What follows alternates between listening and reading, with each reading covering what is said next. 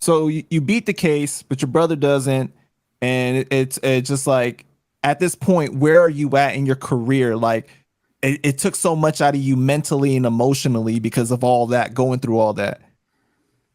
So I'm like, I come home, my brother, rest in peace, my brother Kareem, he gave me a couple dollars to hold me down.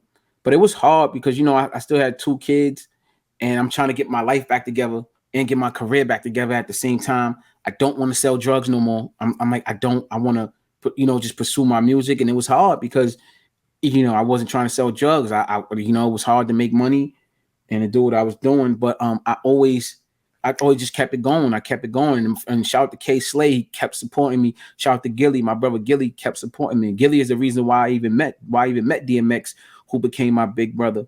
You know what I'm saying? And yeah, and so it's like, it was hard, bro. It wasn't easy at all, and it's still not easy. But I'm in a comfortable space now where I'm like real independent and I'm good, and a lot of things that I love doing is working for me right now. And so, what happened with P.O.? How did he pass away?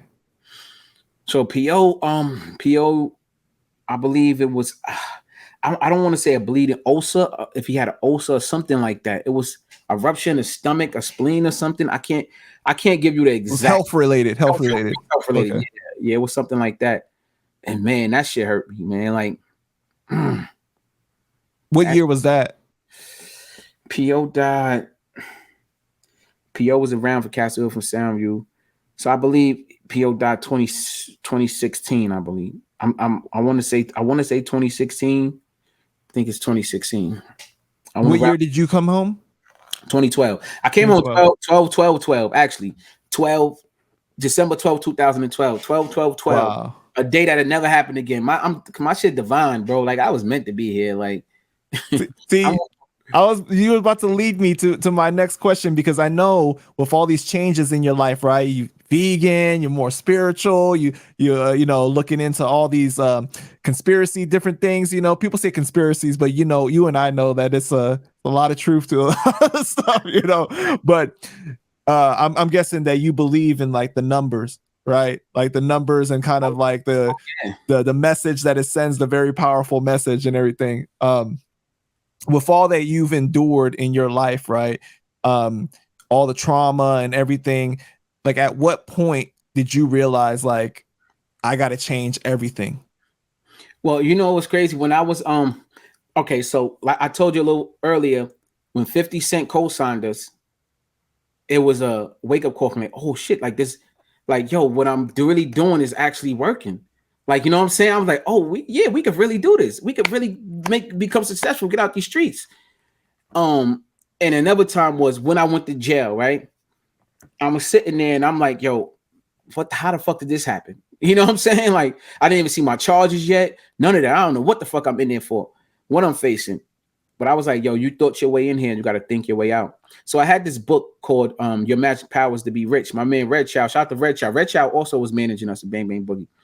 And right, I saw it in a documentary, which people need to definitely check out. This shit is crazy, man. Yeah, I gotta check out the doc. But Your Magic Powers to Be Rich is 3 books in one, written by Napoleon Hill, and there's a book in there called Think and Grow Rich. So it's like this voice in my head kept telling me, you're not going home till you read this book. And I let it sit there a month, 2 months, and I just said, the voice kept bothering me. So I wound up reading the book, and my mind was blown because the your magic powers to be rich, and he keep talking about a secret in the book, and the secret is so simple, but we really don't understand it. It's just whatever you believe you can achieve. It's your thoughts, your frequency you put out, you attract, right? So then I'm talking to my man about that, and he's like, yo, you never read the book The Secret by Rhonda Byrne? I said, nah, ordered that.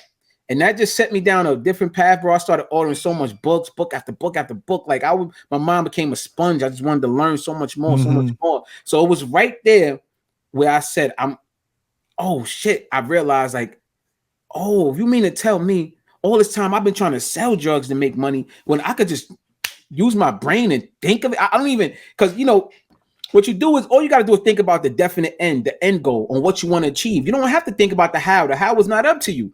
That's how the law of attraction works. The how is up to the universe. So you could say, for example, I want a new Benz.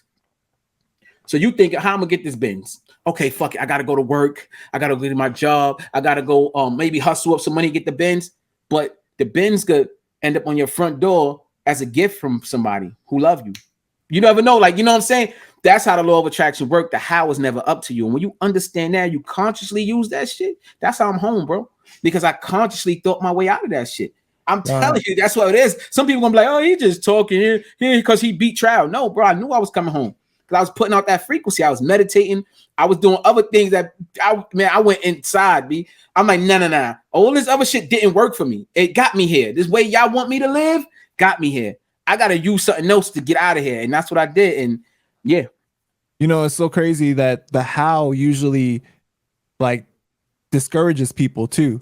It does. You know, it seems like as this unattainable thing, like it's so hard for you to overcome that you don't even want to dream big, that you just think of like, especially, you know, growing up in the inner city, you're just like, I'm stuck with what is realistic, right? What is like what, especially if other people are telling you, oh, that's not realistic. Cause you know, other people are dream killers, bro. Like they are. They will, if you tell them that you have like a unorthodox kind of dream, like rapping, right? Like they're like, man, you ain't never gonna make it. Like, what are you talking about? It's like 1 in a million.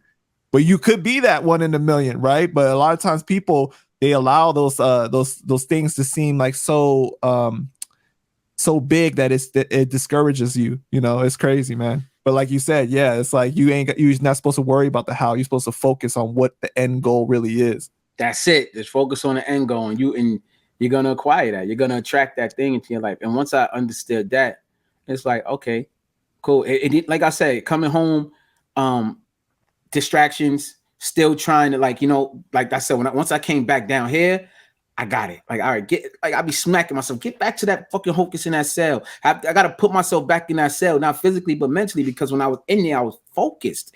I'm like, hold on, get back to that person. Now I'm back in the gym. I'm back, got my weight back up. Like I'm feeling good. I'm feeling like that Hocus, like, but on the street. Like, you know what I mean? I did it here. I didn't do it there. So, you know, it's a, you know, you are a work in process. You out there that's watching you. And remember that about yourself. You a work in progress, man. Ain't nothing happen overnight, man. I don't care if it's whatever it is. You're trying to lose weight. You're trying to be a rapper. You're trying to be a podcaster. Don't think that, you know what I'm saying? It ain't going to happen overnight. Just keep working. You a work in progress.